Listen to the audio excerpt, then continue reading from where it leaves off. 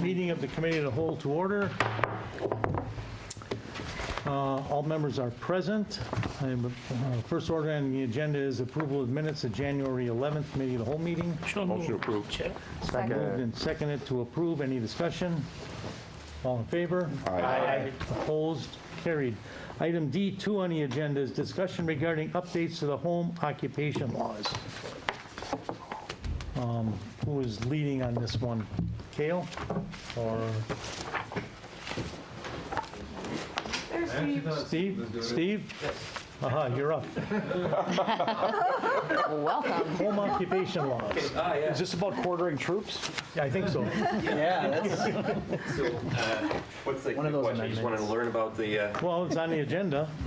okay. It says discussion. My understanding is that there was some question about making them a little stricter for certain types of uses. My concern is that making them too strict will hurt the entrepreneurial spirit. Now, when I draft the zoning code that we've sent out to all of you, take a look at that the section within the code as far as home occupation. We have simplified it. A lot of the same standards are still in there. More recently, Suzette, and we've talked about dog grooming business on Raymond Lane. Yep. And that was, a prohibited use within our current zoning ordinance.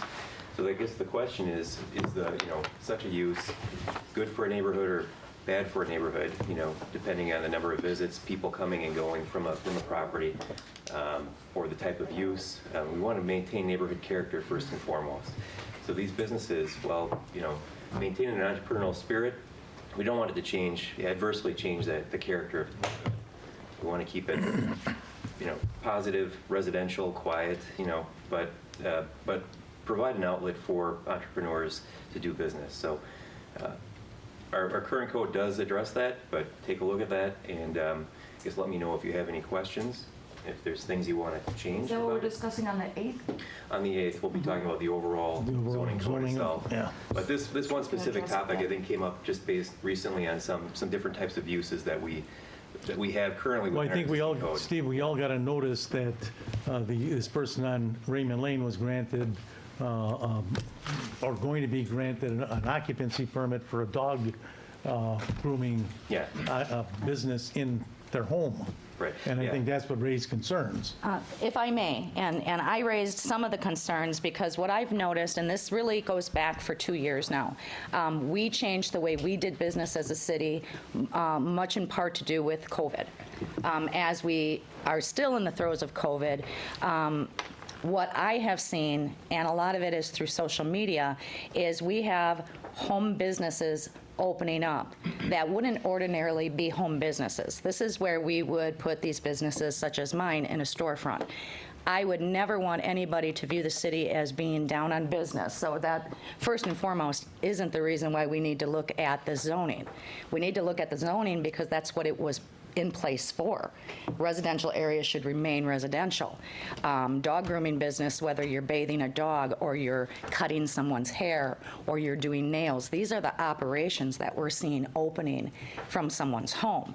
And we have to think about it, whether there's a neighbor complaint at this juncture or not, we need to at least put some parameters around this. From my understanding and researching what this home business space was for people who needed, a realtor's license and needed a home office.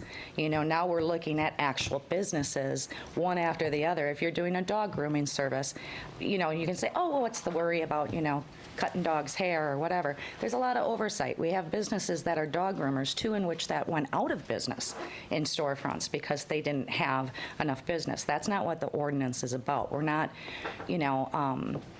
preventing free market.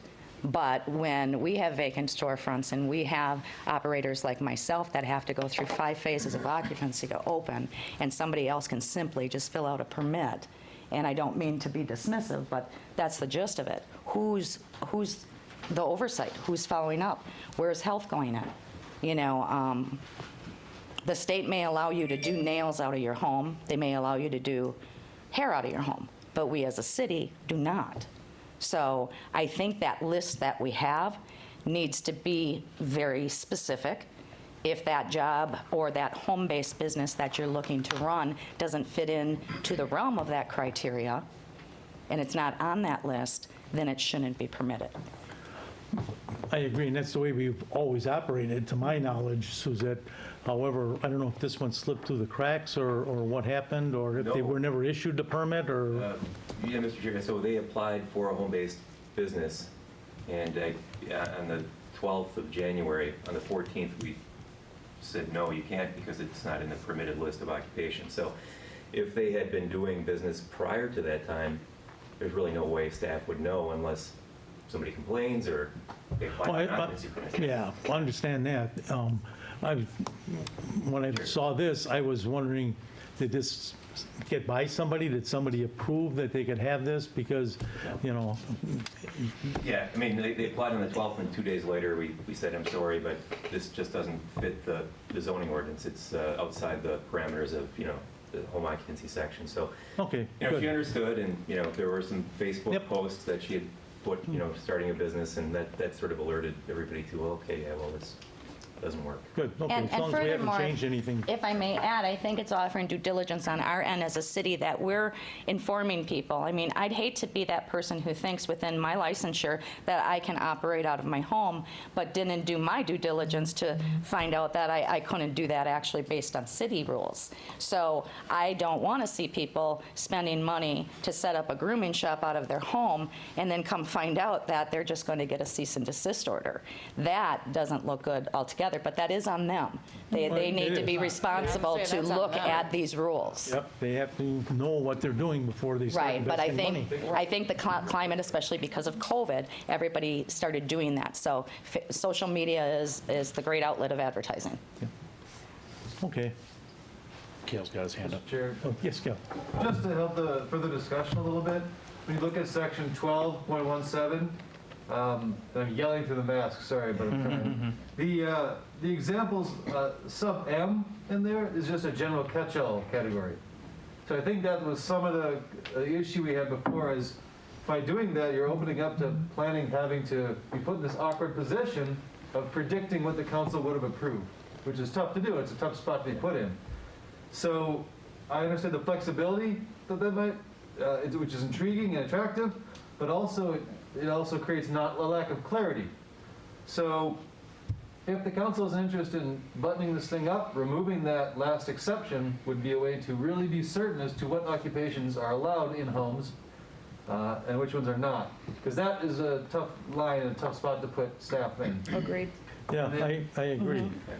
And then also, if you want to take a look at the list itself, like, just to verify that these are in fact occupations you want in homes. So like dental laboratories, I'm not even sure what that is. Somebody was on council. used to be- who That needed a sounds like dental laboratory. 1990s. Teeth impressions, there used to be It's, one across from Franklin Elementary, and like he was there carving- for years, and then he would do the You make dentures. dentures. Yeah. Yeah. Okay, so maybe more specifically something like that, but Yeah. it's not, I'm not sure what that is, but just take a look at the list. And so if there's an interest in amending that to maybe cut a few of those out or change these or further define them, There is. that'd be a good opportunity to do so. And I can work with whoever wants to sponsor that, you know.